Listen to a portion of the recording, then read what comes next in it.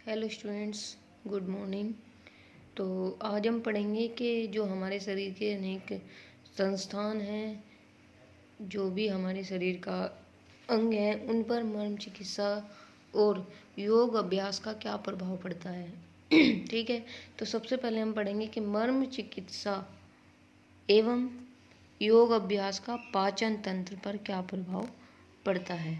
तो पाचन तंत्र के बारे में हम जान लेते हैं कि उसका जो पाचन तंत्र है, पाचन तंत्र पे मर्म चिकित्सा का और योग अभ्यास का कैसे और किस तरह से प्रभाव पड़ता है। तो नियमित मर्म चिकित्सा एवं योग अभ्यास करने से पाचन शक्ति मजबूत होती है।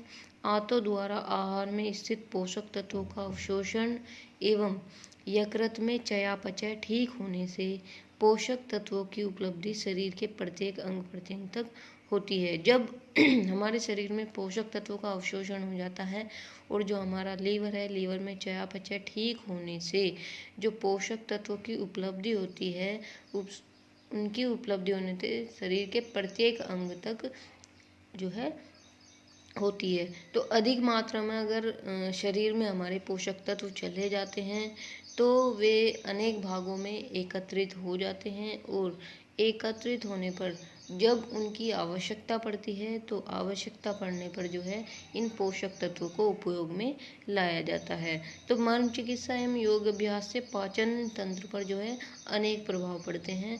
वो हम देख लेते हैं कि पाचन क्रिया के समस्त अंग पुष्ट होकर उनकी कार्य कुशलता बनी रहती है। जब हम शरीर के द्वारा योग अभ्यास करते हैं या मर्म चिकित्सा हम करते हैं तो जो हमारा पाचन तंत्र है, पाचन क्रिया के जो हमारे सारे अंग हैं वे पुष्ट हो जाते हैं और उनकी कार्य कुशलता जो है ठीक तरह से बनी रहती है। ठीक है, दूसरा है पाचन प्रणाली की क्रिया में सुधार आता है। जब हम मर्म का उपयोग अपने शरीर पर करते हैं तो पाचन प्रणाली की जो क्रिया होती है, क्रिया और प्रतिक्रिया, उसमें बहुत ज़्यादा सुधार आता है। फिर है कि भोज्य पदार्थों का समुचित पाचन होने से भूख बढ़ती है। जब भोज्य पदार्थ जो हम भोजन करते हैं उन पदार्थों का जब ठीक तरह से पाचन हमारे शरीर में हो जाता है तो हमें भूख लगने लग जाती है, मतलब कि हमारी भूख बढ़ जाती है।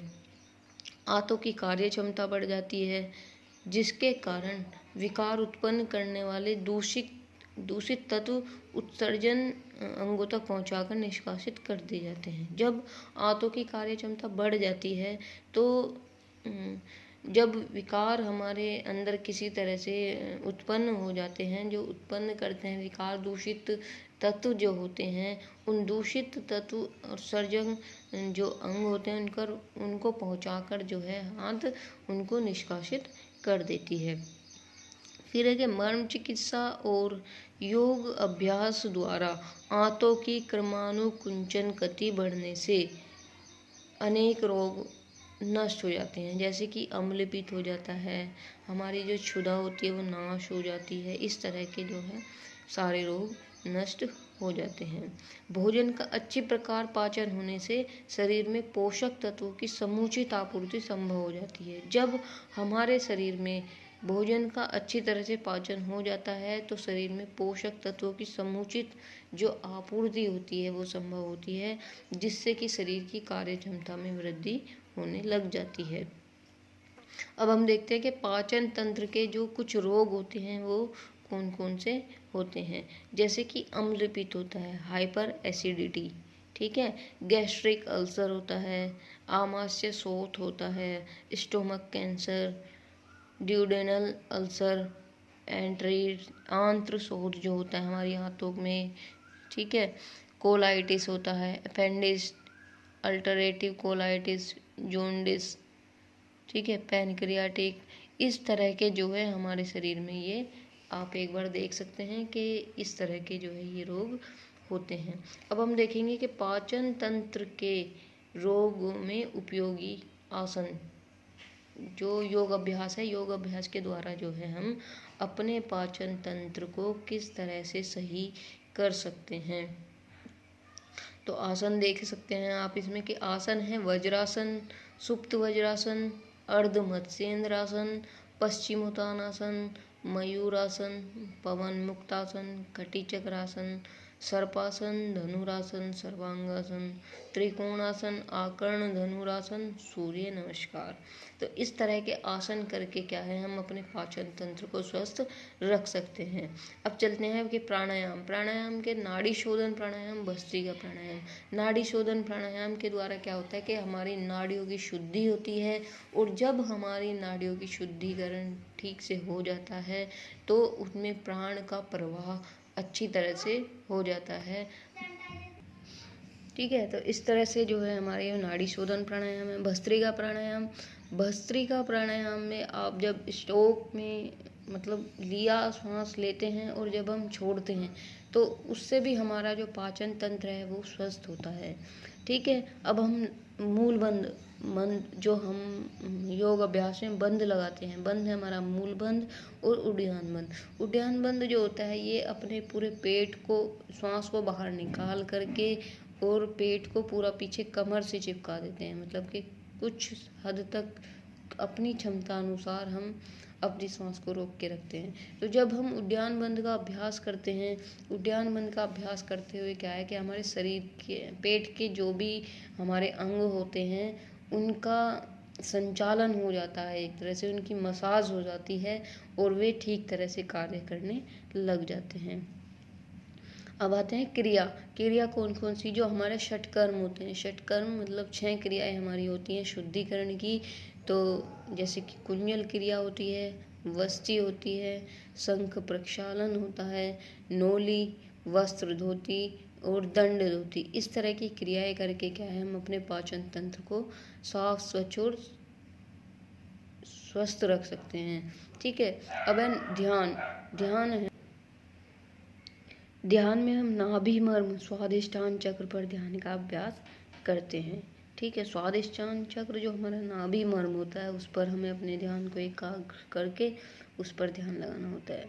अब चलते हैं मर्म। तो मर्म जो हमारे कुछ होते हैं, जैसे कूर्पर मर्म, इंद्रवस्ती, कटिक तरुण मर्म। इस तरह के मर्म जो है ये हमारे पाचन संस्थान में बहुत ज़्यादा सहायता प्रदान करते हैं। अब हम थोड़ा सा जानेंगे कि जो पाचन तंत्र है, पाचन तंत्र के विभिन्न रोगों में यौगिक चिकित्सा का निषेध। मतलब कि जब पाचन तंत्र से संबंधित कोई भी रोग होता है तो उसमें हमें यौगिक चिकित्सा, जो योग का अभ्यास है, वो नहीं करना चाहिए। मतलब कि किन किन रोगों में हमें यौगिक चिकित्सा नहीं देनी चाहिए। तो सबसे पहले है कि किसी भी रोग की तीव्रतम अवस्था, संक्रामक अवस्था आदि में। मतलब कि अगर कोई रोग तीव्र गति से हो रहा है और उसमें संक्रामक अवस्था है तो इस तरह के रोगों में हमें यौगिक चिकित्सा नहीं देनी चाहिए। किसी भी रोग जिसमें मुंह से अथवा मल द्वार से रक्त आ रहा हो। ठीक है, जो कोई भी ऐसा रोग हो जिसमें हमारे मुंह से रक्त आता हो या मल द्वार से रक्त आता हो, ऐसे रोगों में जो है हमें यौगिक चिकित्सा नहीं देनी चाहिए। अब है कि तीव्र शोथ की अवस्था में किसी भी षटक्रिया को नहीं करना चाहिए, अन्यथा लाभ के स्थान पर हानि संभव है। मतलब ठीक है ना, तो मतलब अगर किसी भी रोग में तीव्र शोथ है तो उसमें षटक्रिया को नहीं करना चाहिए। अब के इन अवस्थाओं में अन्य चिकित्सा उपकरणों के साथ आसन, प्राणायाम, मुद्रा और ध्यान का सोच समझकर सीमित उपयोग किया जा सकता है, परंतु इन आत्यायिक अवस्थाओं में मर्म चिकित्सा का निषेध नहीं है।